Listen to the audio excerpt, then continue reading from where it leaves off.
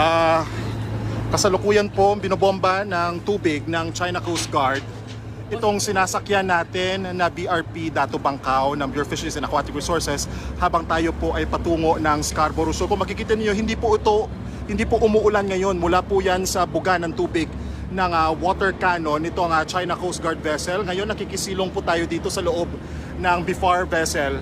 Kung makikita po ninyo, ayan ngayon patuloy po yung pagbuga ng tubig. Ilang oras na rin po tayong sinusundan, hindi tinantanan nitong Coast Guard ship. Kung makikita po ninyo, ayan patuloy po yung